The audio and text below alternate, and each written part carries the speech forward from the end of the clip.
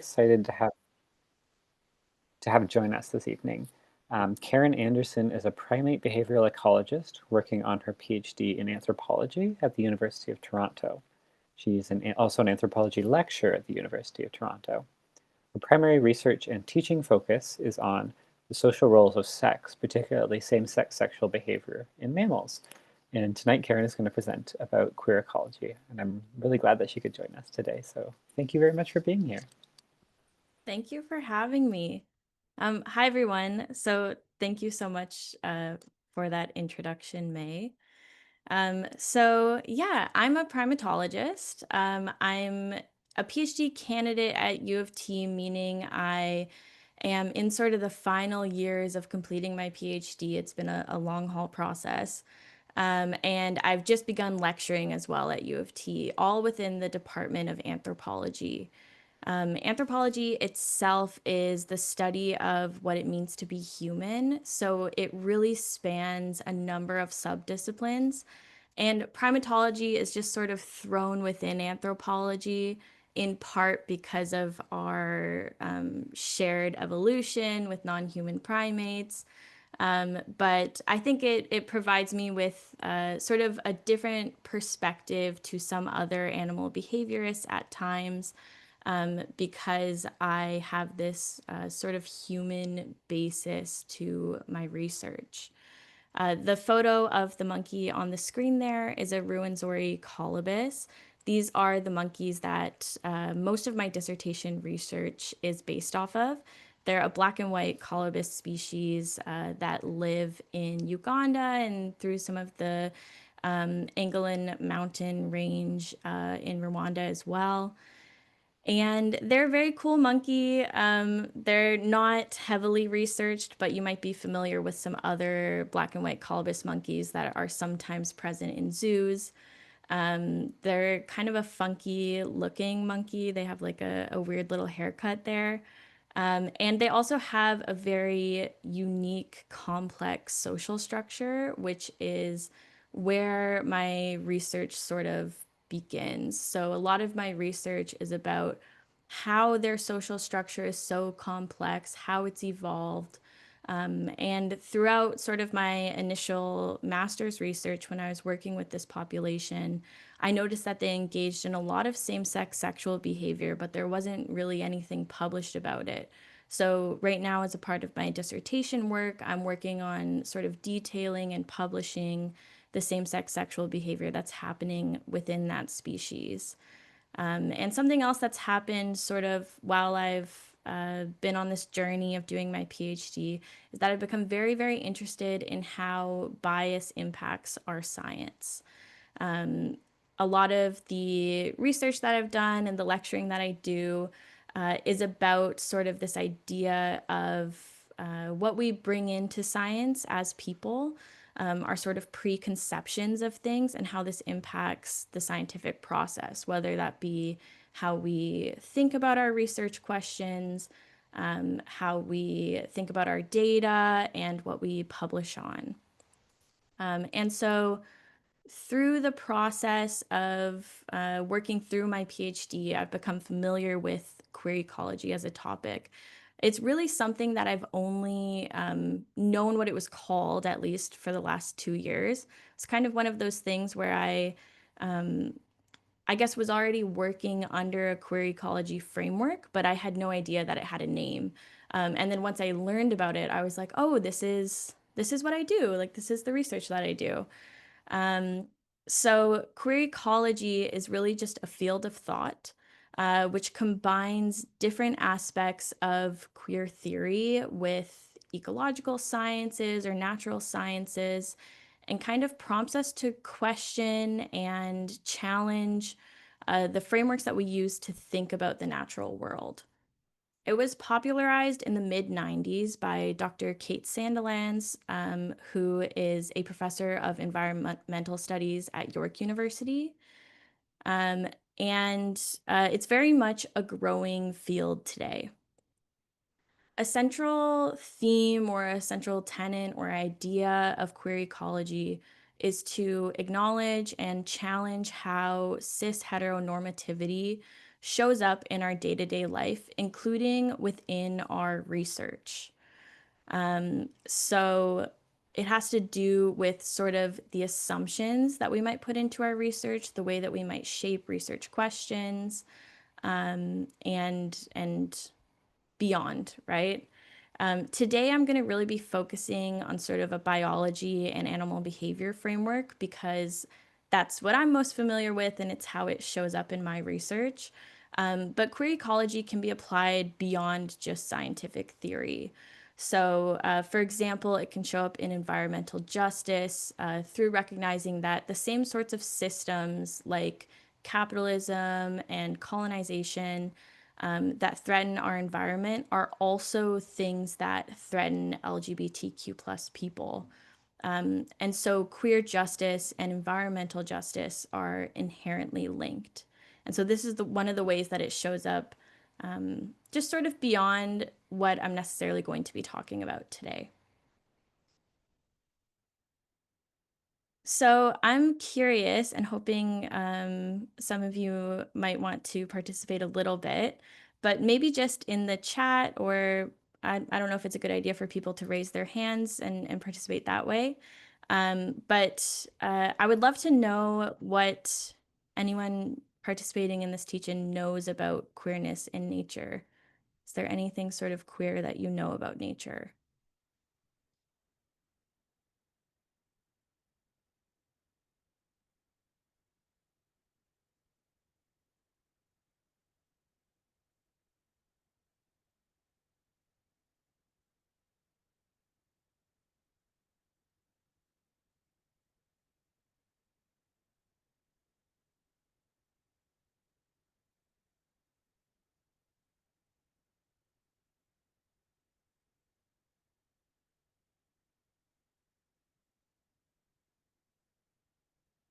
Okay, so a few things coming in the chat. Maybe something queer about seahorses and frogs. Um, some other animals besides just primates who participate in same-sex sexual behavior. Yep, that's a term that you can use for sure. No worries.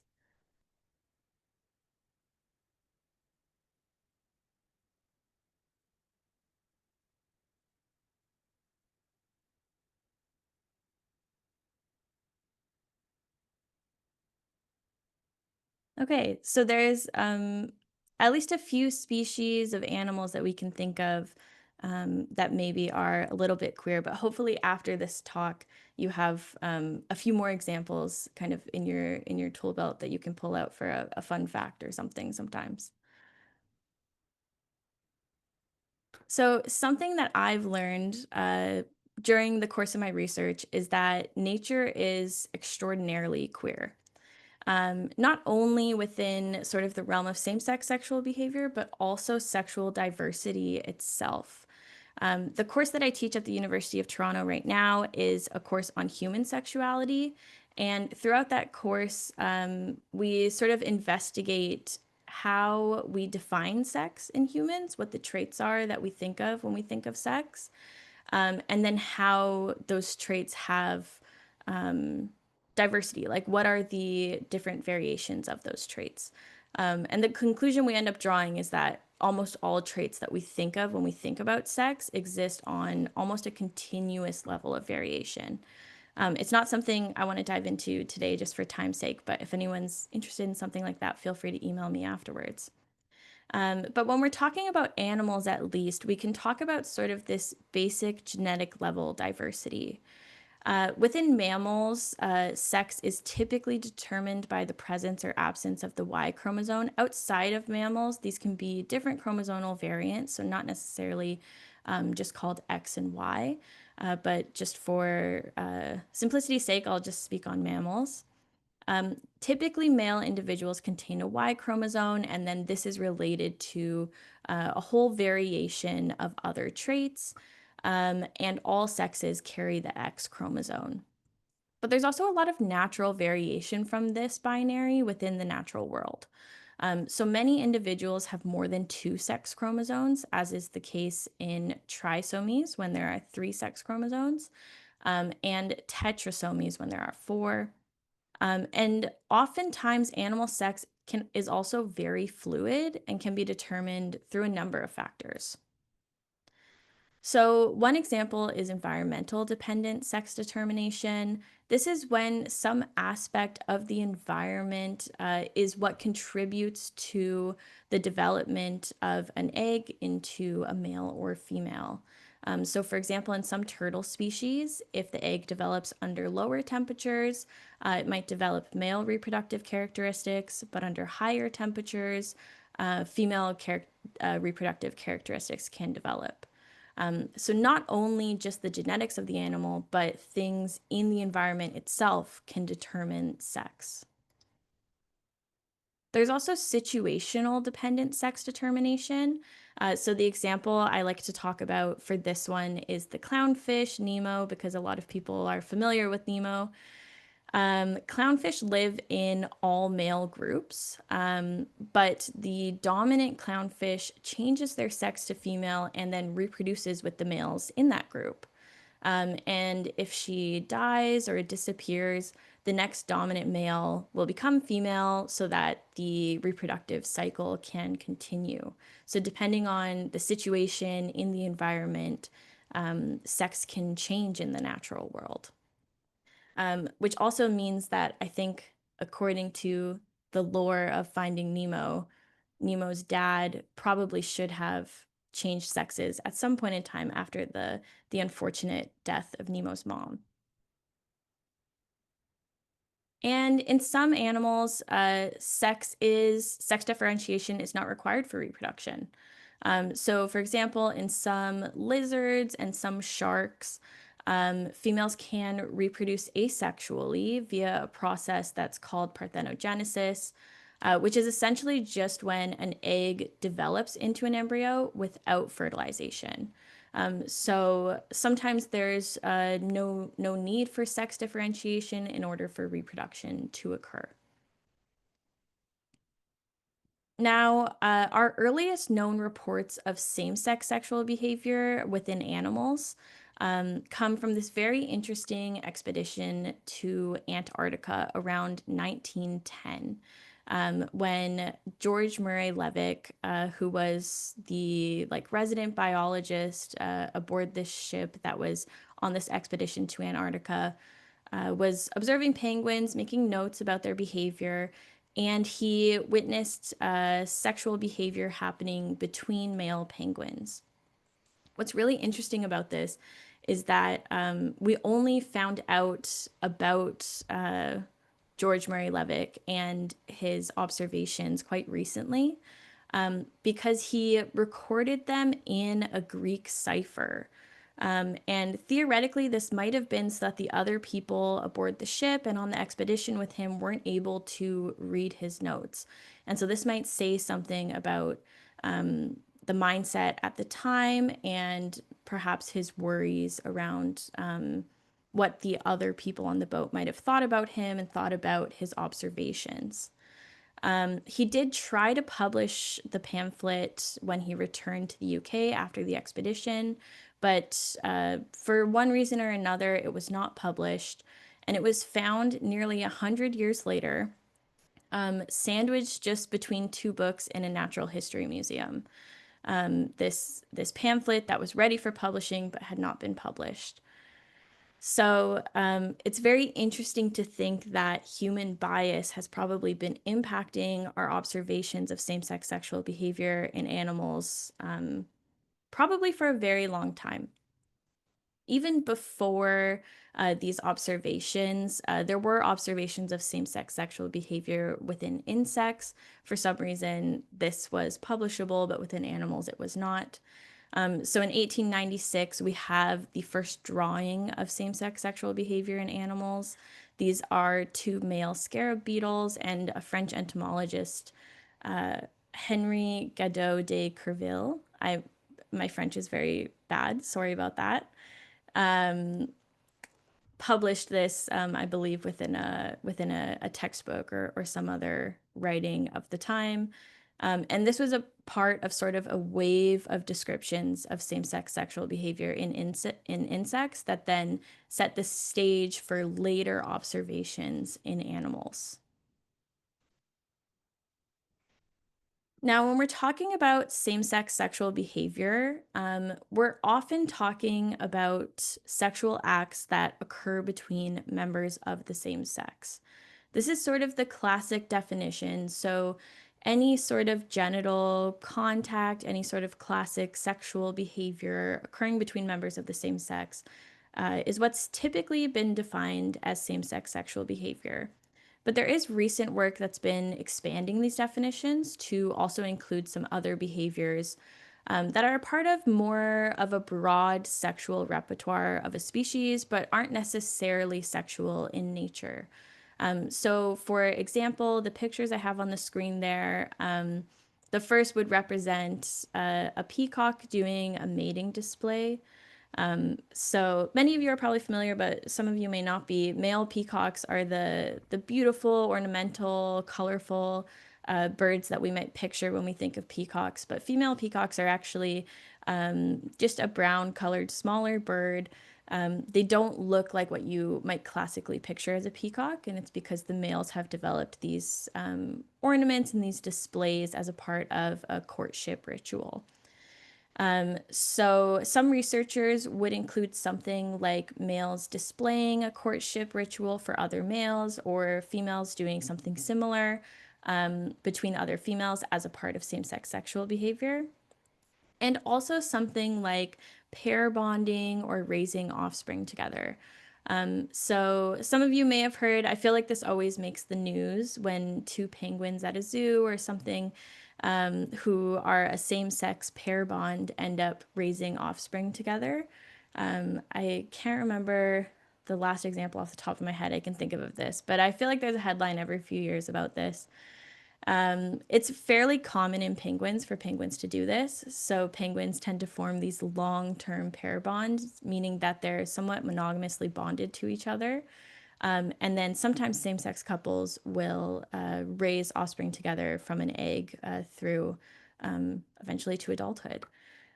So the definition of same-sex sexual behavior doesn't only include strictly sexual behaviors, but is sort of expanding to include these other definitions of things like courtship displays, mating rituals, pair bonding, and raising offspring together. Now, our understandings of same-sex sexual behavior in animals have been somewhat limited, particularly within the field of evolutionary biology, which is where I find myself and my research situated in. And this has to do with a concept known as the evolutionary paradox. So this has to do with natural selection, which is one of the ways that evolutionary change can happen. So natural selection has to do with this idea that animals are born with different traits, with variations in their traits, and these traits can either be neutral, give them an advantage, or give them a disadvantage, depending on the environment that they live in. So, when we're talking about evolution, the goals of animals are really to survive up to an age where they can reproduce, and then to reproduce and pass their genes on to the next generation. So, for a trait to be beneficial, it should give animals some sort of advantage either within their survival or their ability to reproduce. And then an animal's ability to survive and reproduce is what we end up calling fitness. So, fitness just refers to how well they do it surviving and then how well they do it reproducing. And the term survival of the fittest is referring to the fact that animals that have better survival, who survive up to the age of reproduction and then are able to reproduce, are the fittest animals, and they're the ones whose genetic makeup is going to be expressed in future generations because they're going to have offspring who have their same genetic makeup. And then over time, we might see changes in a population, and that's how natural selection occurs. So, for example, if we go back to this idea of the peacocks, if the peacock with the brightest and boldest and coolest tail feathers has the most sex and then has the most offspring, they're going to produce the most they're going to contribute the most genetic material into the next generation. And over time, we should then expect to see generations that have brighter and cooler tail feathers as a result of this. So this becomes a bit complicated when we start talking about behaviors that don't seem to have sort of a clear fitness advantage. And this is where this term, the evolutionary paradox, comes in. So same-sex sexual behavior is super common in animals, but it's not a behavior that seems directly related to reproduction. And it also doesn't seem to be very clearly linked to survival. So, evolutionary biologists have been referring to its widespread distribution across animals as something paradoxical, right? It doesn't seem to be easily explained through evolutionary terms. And typically, setting it up as a paradox is for the purpose of then exploring, okay, but what are some ways that this could be advantageous for fitness, or this could be beneficial for animals, right? So it's not necessarily a bad thing in and of itself to set it up this way within this evolutionary paradox idea. But it does sort of perpetuate and bring about thoughts that this is a strange or unnatural behavior. And unfortunately, because of the way that science goes, a lot of science is gaining funding. And a lot of gaining funding has to do with sort of selling your idea as something very interesting or unique, or solving a problem that we have. And so framing under this evolutionary paradox idea has been quite prevalent within animal behavior research, because it presents sort of a problem to funders so that they are incentivized to provide money so that we can do research. So it's sort of this double-edged sword that ends up happening.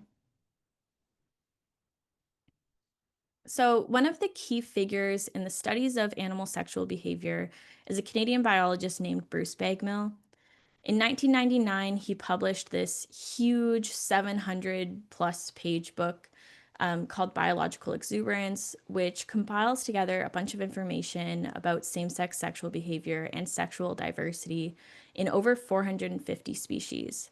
So, this is really the first book that we had that compiled all of this information neatly in one place, which makes it a lot easier to track things like how same sex sexual behavior could have evolved by looking at shared ancestry across many species and trying to sort of track the last common ancestor and where this could have evolved along an evolutionary tree.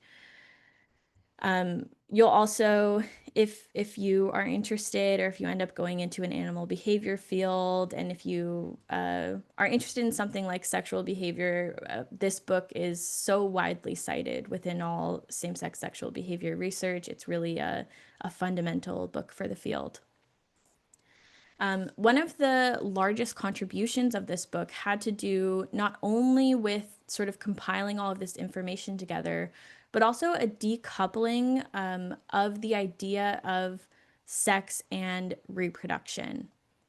Now, sex is something that's always interested animal behaviorists. Since our earliest animal behavior studies in the sort of early to mid 1900s, sex has always been something that catches researchers' attention. And part of this is that it is just an attention-grabbing behavior. And another part is that if we're studying things from an evolutionary lens, we're very, very interested in behaviors related to or on the periphery of reproduction. So it's really been tied into reproduction in this way, really, in many ways, until the publishing of this book. In the book, Bruce Bagmill details all of the ways that same-sex sexual behavior seems to serve really important social roles across species.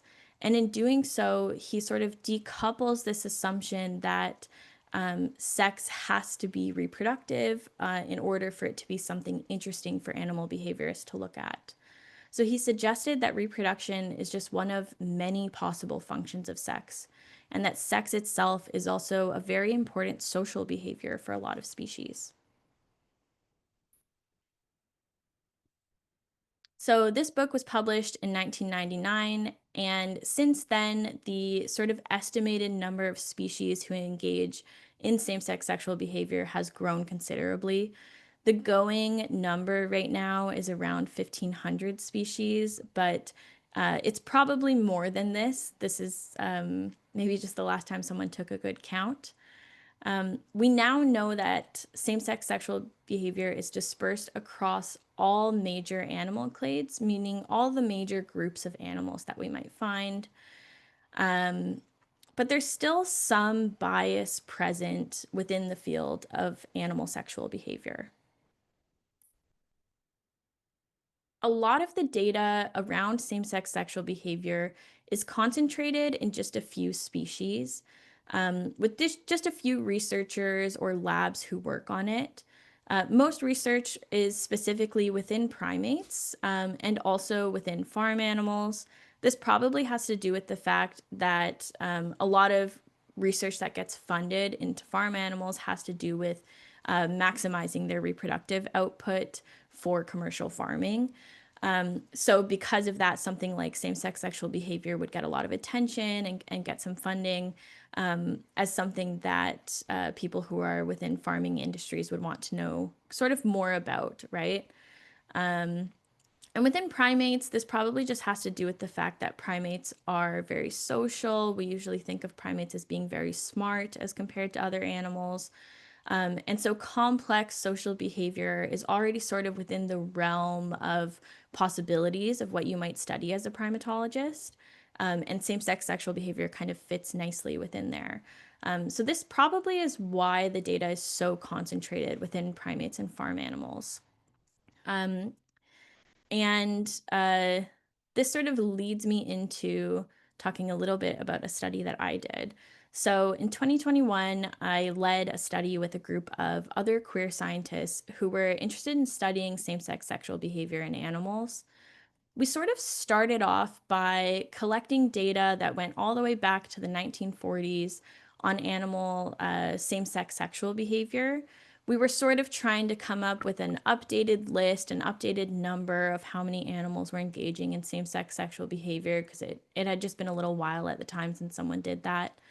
But as we were collecting our data, we started to notice these gaps in the literature. Namely, a lot of us on the team, myself included, were individuals who studied animal behavior, who had seen the animals that we studied engaging in same-sex sexual behavior, but we noticed that they were missing off the list. And we ourselves had not published on it yet, right? So we started to realize, okay, there's at least a few animals missing off this list. And we all had our own reasons for not publishing on it yet. Maybe we were just too busy, we were working on it, but we were people who are actually interested in same-sex sexual behavior. So we started to wonder, okay, there's all these scientists doing all this research in mammals, and not everyone's interested in same-sex sexual behavior. So I wonder how many people have observed same-sex sexual behavior but haven't published on it. And how many animals might we be sort of missing from this same-sex sexual behavior story? So we decided to conduct an expert survey to find out. So we sent out a survey to a bunch of mammalogists from all over the world, asking them if they had seen same-sex sexual behavior in their study species, if they had collected data on it, and if so, if they had published on it. And now I'll show you our results. So what we ended up finding was a fairly significant publication gap in same-sex sexual behavior. So what you're seeing here, this is our first question. So most of our study respondents had observed same-sex sexual behavior. I think it was around 77 or 78% of them within the species that they studied. So then of these individuals who had observed same-sex sexual behavior, we then asked them if they'd collected data on the behavior, because in order to publish on something, you need to have collected some data. Just around half of the individuals who had observed same-sex sexual behavior had actually collected data on it. So this was very interesting to us. And then of those who had collected data, we then asked if they had published on it, and a very, very small number of individuals had published the data. Also, we asked them which study species they worked with, and then we compared that with the existing literature. And we ended up identifying 17 new species who had no previous reports of same sex sexual behavior who were identified within our survey. So we were really shocked by this. And we were really curious sort of what was going on here. So for our survey respondents who had not collected data or had not published on data they collected, we were curious sort of what their reasoning was. So we asked them. And the most common reason for not publishing had to do with the fact that same sex sexual behavior was perceived to be really, really rare by our survey respondents. They thought that within the species that they studied, this didn't happen very often. It's a fairly rare behavior.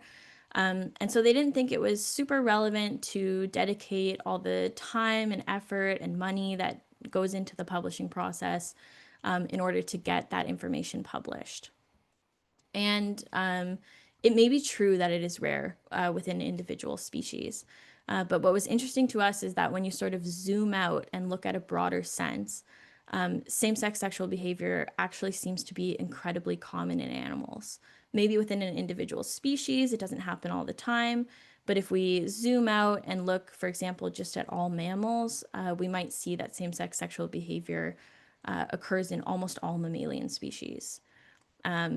And this is really, really important because this idea that same sex sexual behavior is paradoxical or weird has probably impacted public opinion on LGBTQ plus rights.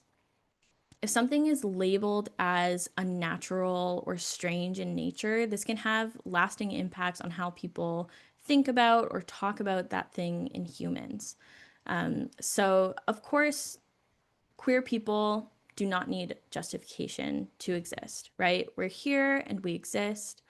But this idea that it's somehow unnatural is just not what is supported when we actually look at the data, right? What we actually see in the natural world is that queerness is all around us.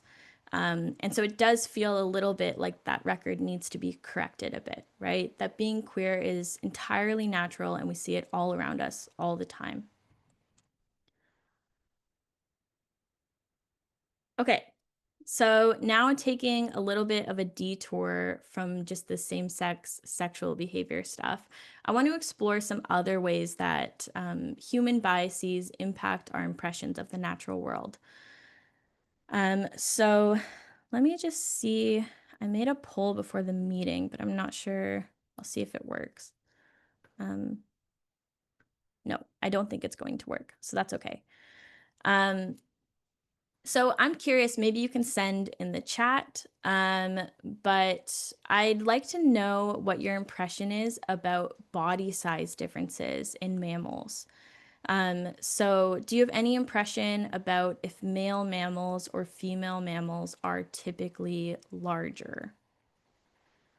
So maybe this is just something people could address in the chat. Do you think males are larger? Do you think females are larger? Or do you think the body sizes are about the same?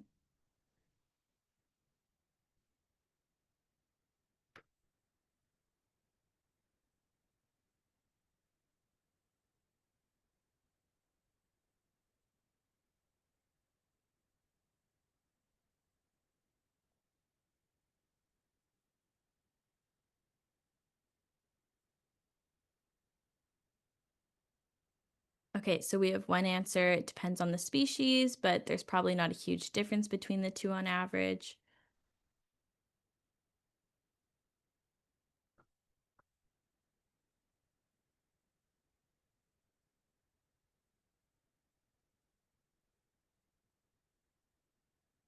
Okay, yeah. So within like an Anthro 101 course, males are typically larger. That's sort of like the rule of thumb when we talk about evolution. So I'm glad that you brought that up.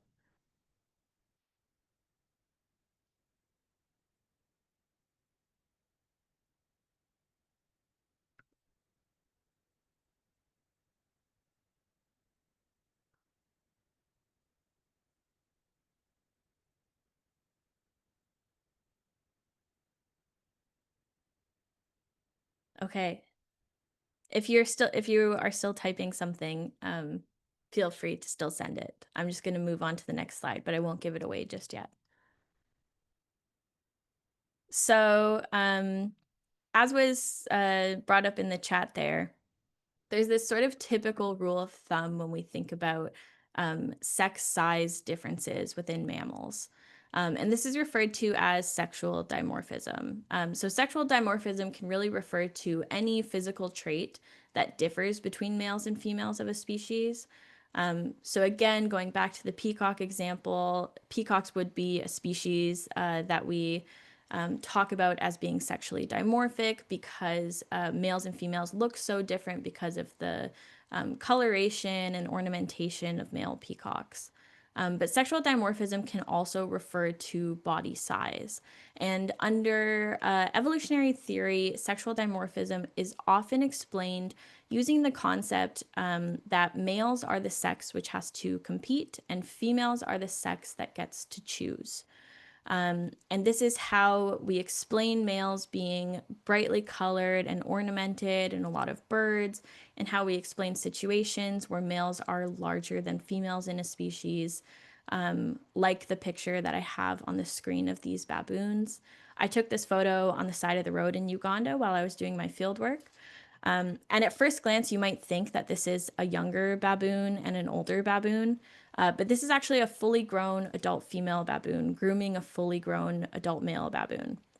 So the males are way larger than females in this species. And this idea that males compete and females choose is based on a lot of like theory that we don't necessarily need to get into, but it has to do with reproduction. And it's basically this theory that because female mammals bear the energetic and physical demands of pregnancy and lactation, and often provide a lot more than male mammals do for their offspring, we should expect that females should be sort of extra choosy when it comes to picking their mate. And in response to this, males will have to compete with each other so that when the female picks them,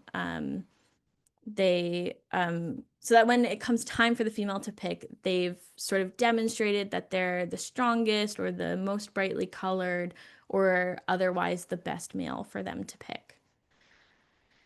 So this males compete, females choose model is really pervasive within evolutionary biology. And last year, a group of researchers decided to actually test one of the predictions of this model, which is that male mammals should be larger than female mammals in most species. But what they ended up finding was that across all mammals, males are only larger than females around 45% of the time. Most of the time, 55%, females are either larger or males and females are around the same size. So actually, Riley in chat saying that oftentimes they're similar size, that is correct. When we really dig into this data, we can see that there's a few groups of animals somewhat skewing our results. So we can see over here with rodents, where the results are about 50-50 for males being larger or for no big size difference between males and females. This could be explained by environmental factors.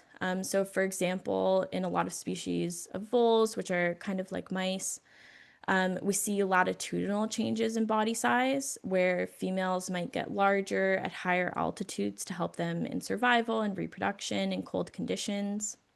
A lot of rodents also have biparental care, meaning that males also have a heavier role in caretaking of offspring. And so when we see more parental care, we sort of expect that the pressures on males to compete are reduced because there's less of a big sort of split between male and female caretaking levels. We also see big variation in Croptera, which are bats. And oftentimes in bats, females are larger than males. This again has to do with the demands of taking care of offspring, but for bats, it's within flight. So there's this idea that in bats, larger females have evolved because they need to be able to carry their offspring while they're flying around. So why do we sort of hold this bias within evolutionary biology? that males should compete and be larger than females, whereas females should be choosy and then bear all of the costs of infant care. When we examine the data, we don't really see this. We see fewer size differences than expected, some of which have to do with shared reproductive burden, and some of which having different environmental explanations that are totally separate from a reproductive explanation. So, from a queer ecology framework, we might understand this bias as reflecting existing societal ideas around things like sex roles and gender norms. When people hear about some sort of phenomena in nature that aligns with their own worldviews, they're more likely to accept that idea. So, if patriarchal and cis heteronormative ideas around sex and gender tell us that a woman's primary purpose is childcare and that men are more aggressive or more competitive, when we hear something like that being used as an explanation for something that happens within nature, something like variation in animal body size, we're more likely to sort of hold on to that and maybe exaggerate how prevalent that actually is in nature. Yeah, definitely. It has to do with observer bias. Okay, so I have just one more sort of thought exercise that hopefully you'll entertain me with here. Um, so, very quickly, either written out on like a scrap piece of paper, or you can just think about it in your head. Either works. You don't actually have to share this with anyone. I would just like for you to all think of sort of 5 steps around how an egg is fertilized in humans. So, the fertilization process. And once you're finished, maybe you can just, once you're finished thinking about it or writing about it, whatever you prefer, maybe you could just use the hand raise function or write something in the chat just to signify that you're done, that you've thought of your 5 steps.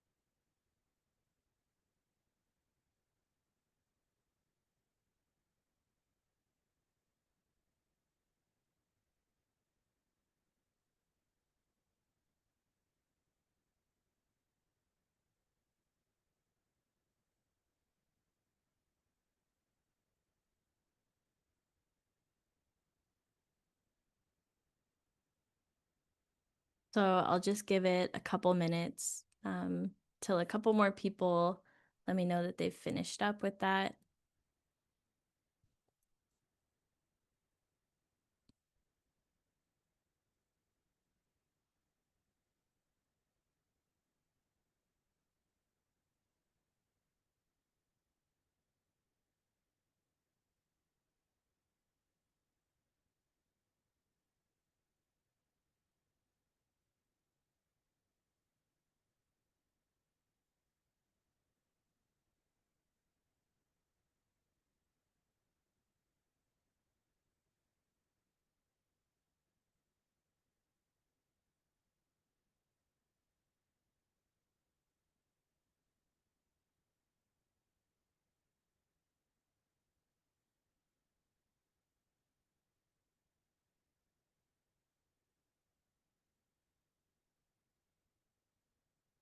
Okay, maybe just like 30 more seconds if anyone's still thinking of it.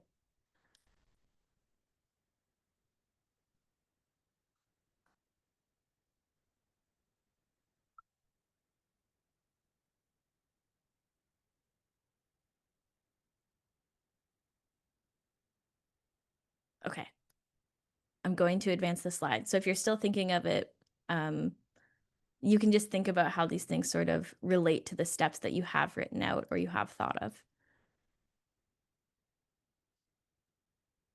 So, reflecting on the 5 steps that you've thought of and kind of this egg fertilization story, I want you to think about if it sounds something like this. We may have 5 different steps, but something similar to these ideas. Are any of these reflected in the steps that you wrote down?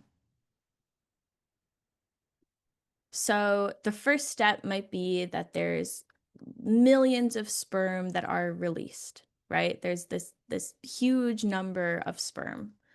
And then many of these sperm die out before they reach the egg, right? So we have this sort of competition for survival that's going on already really early on in the fertilization story.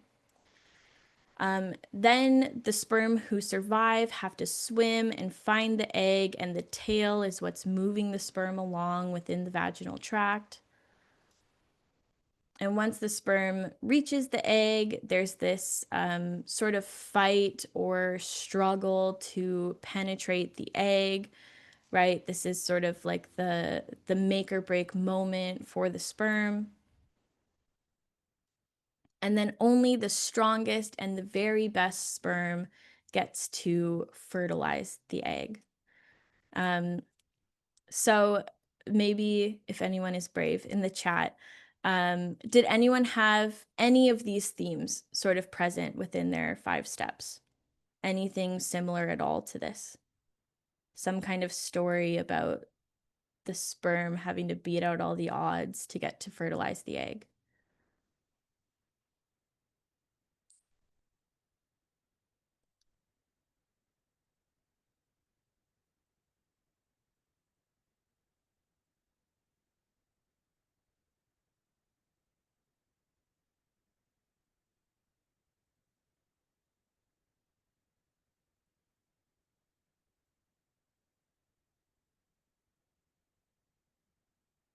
No, it's okay if you're a little off. This is definitely not the only fertilization story we can come up with.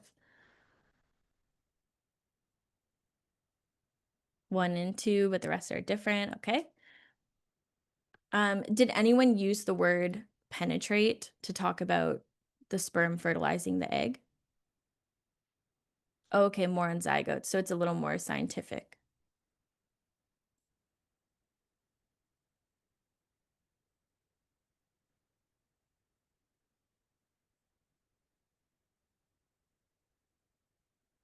Okay, yeah. So a little different kind of the stories that we're coming up with. So, I wanted you to sort of participate in this thought exercise, to talk about the sperm and the egg and sort of how we've created this kind of scientific fairy tale around the fertilization story.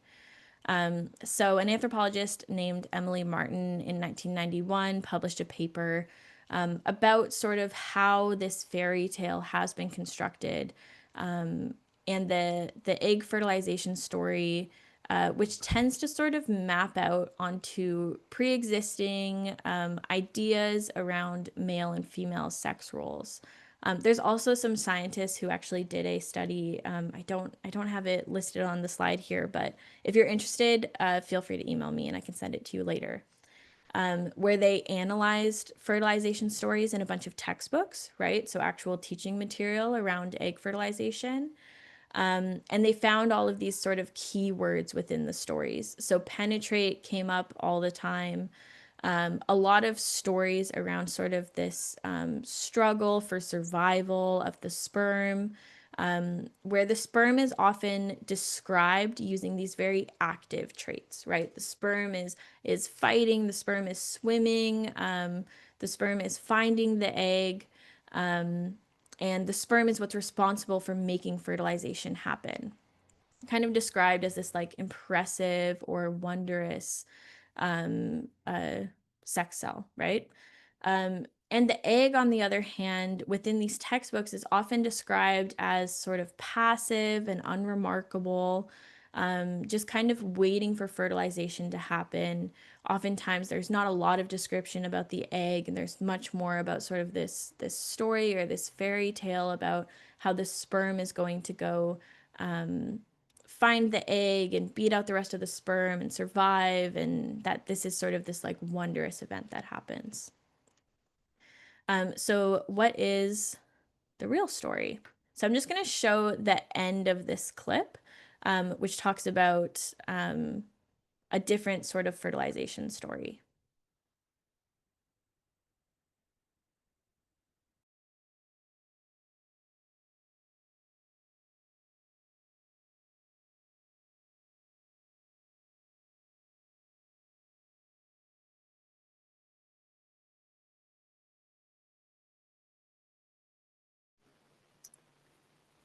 I'm not able to hear it. I know we tested it before we started the presentation and the sound was working, but I'm not hearing anything now. I muted myself so that there wouldn't be like a double audio thing going on, but maybe I should not mute myself. I think I was in sixth grade. Yeah, that works. That works. Okay. Okay. Now it just went not where I wanted it. So I'm just gonna take a guess. I feel like we were around here. Oh, perfect. Okay. The egg doesn't just wait around to see which sperm break through. It uses chemicals to select the best sperm, the one that will produce the healthiest offspring. And its work doesn't just stop there. Once the egg and the sperm come together, the selected sperm deposits its genetic information. The egg essentially self-destructs all of its other sperm receptors to make sure no other candidates can get in. And it combines with the eggs to start forming what will soon be an embryo. And that is how fertilization really happens. So, if this is the true story, why have we been telling it another way for so long? This idea of who decides and who the experts are in the field. In science, it's been white men for a very long time. Like the first person who ever saw sperm under a microscope was a man, and he had assumptions about, what it was. If the assumption is that the sperm is the most important part of the whole puzzle, it's not like that's going to necessarily be challenged if all the people at the table are men. 80% of all the textbooks Lisa and Nadia analyzed had descriptions that were at least somewhat gender biased. It can be explained in a fact-based, unbiased way, but it isn't always. And until textbooks start explaining the fertilization story in a neutral way, the information that gets transmitted to students will continue to be a mixed bag. What we're talking about is not just changing language in a textbook. What we're also talking about is systems that are in place and have been in place for a very long time.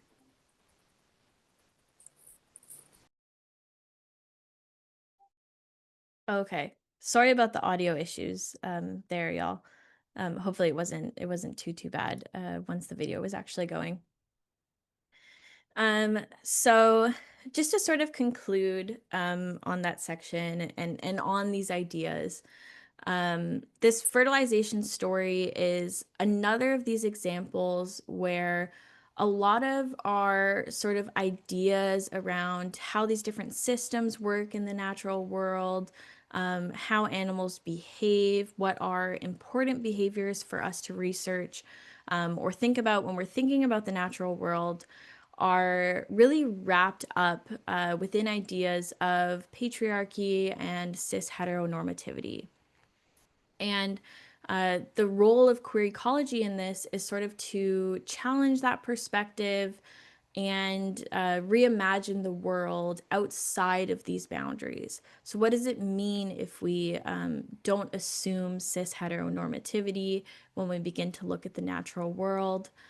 What are the ways that cis heteronormativity, patriarchy, colonization, all of these systems interact both within the oppression of queer people and also within environmental issues, right? What's the relationship that's drawn here between queer people and the environment? And how do all of these things end up playing out? So all of these examples that we've kind of gone through today, we're really focused on animal behavior because I am a behavioral ecologist. But queer ecology is really just a jumping off point that can be applied to almost anything, right? We can think about this within the realms of politics, environmental justice, art. So it really goes sort of beyond just a sort of animal behavior or nature framework, right? And I have some sort of further reading or resources if you're interested. I'm going to just copy paste a bunch of this information in the chat. Um, I believe all of these books, let me check what I wrote here. I think all of them are available at the Toronto Public Library. Um, but one of them, I can't remember. I think the Queer Ecologies book itself is only available at the reference library, so you can't actually take it out, but you can go take a look at it, take notes about it, take pictures of it, things like that. You can do at the reference library. So I'm just going to copy paste this into the chat for anyone who is interested.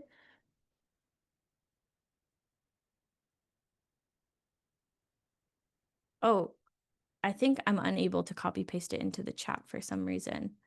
Um, It says like, oh, it's just too long. Okay, wait, I'll cut off, I'll cut it off and then post the rest. Okay, here we go. Okay, yeah. So that's all that I sort of have for this presentation. But if anyone has questions about queer ecology or bias in research or anything like that, I'm happy to take questions. Yeah, thank you so much for that amazing presentation, Karyn. I had a really great time watching it, and yeah, we had some great comments and questions in the chat, and I think people really appreciated it. If anybody has any questions for Karyn, please feel free to either message them to me directly or just post them in the chat, and I can yeah, screen those and pass some of those along. But thank you so much. That was really lovely.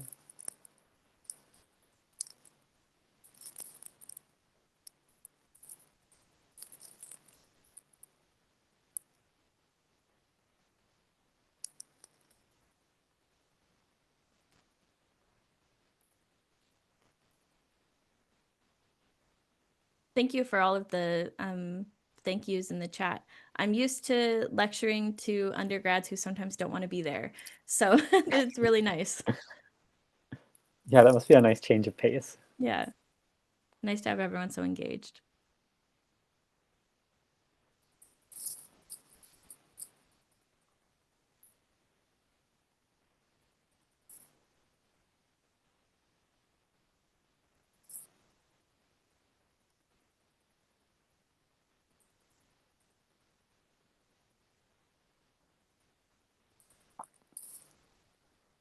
Well, it doesn't look like we have any questions tonight, but we have a lot of comments. Oh, Katrina says they do have a question. What's your question, Katrina?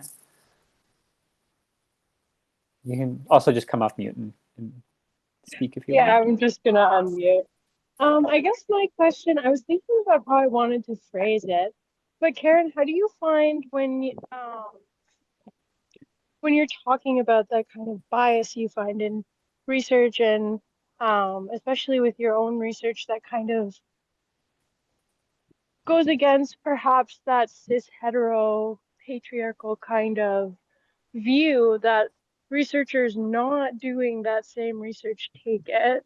Like how do you find the overall sentiment towards research, like the research you're doing is, I guess, if that makes sense? Yeah.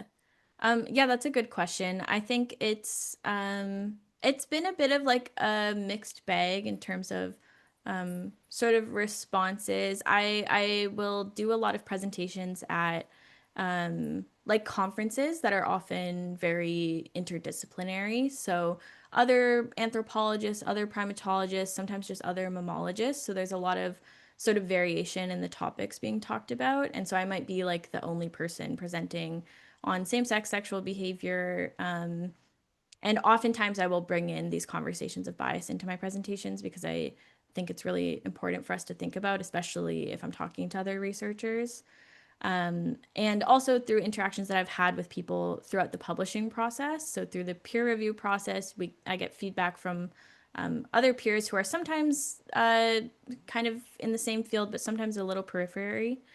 And I find there's usually sort of two reactions. Like sometimes people are very, very open to hearing these things, but of course, no one likes to be criticized. And so I think sometimes people take it a little bit to heart and feel that they're being criticized. There's also sort of some scientists who maybe have more of an old school perspective that think that some of these ideas don't really belong within science. They might disagree that bias impacts our science at all and think that science is kind of wholly objective, when in reality, science is really super subjective because we ask questions as scientists informed by our own worldview, right? So that's why having like queer voices within science is so important, for example. So yeah, a bit of a mixed bag in terms of sort of how people react, I would say. I also see these other questions in the chat. So to tackle that first one, do I teach first year courses? The course I'm teaching right now is a third year course, and you have to be an anthropology major to take it.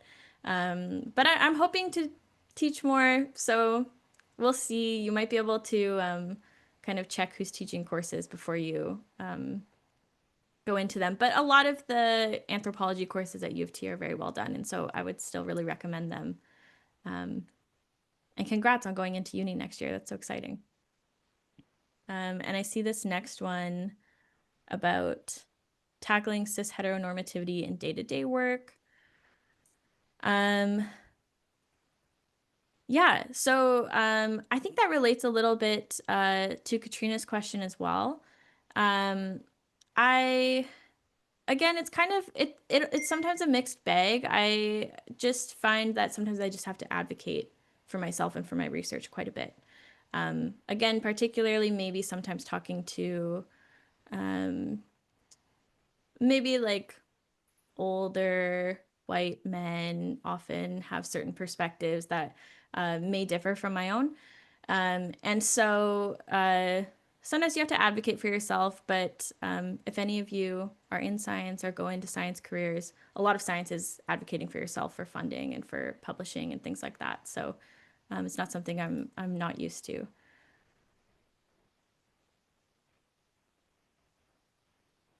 I think I'm also a bit lucky that I'm working within an anthropology field. A lot of human researchers who work within anthropology have worldviews very similar to my own, I would say, and are quite open to sort of ideas around this, particularly social cultural anthropologists who study more of like human society and culture and ideas like that. So I think I'm lucky to work within the department that I work in.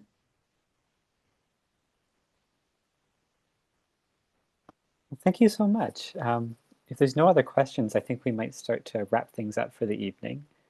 But thank you again for presenting and for sharing all of your knowledge with us. That was a really great presentation, and you provided a lot of really, really fascinating and rich examples of the ways that different organisms and different animals sort of challenge our assumptions around the sex binary and around heteronormativity. It's fascinating and affirming stuff. I know that, my own research and interest in this topic was, influential in my understanding of my own identity, and I think it is for a lot of people. So thank you so much for doing this tonight, Karyn. I appreciate it a lot. Awesome. Thanks for having me. All right, everybody have a great evening. We have more presentations coming up in this Eco Advocacy series that we'll be posting about shortly, so pay attention to our social media pages, and we'll have those to share with you soon. Thank you.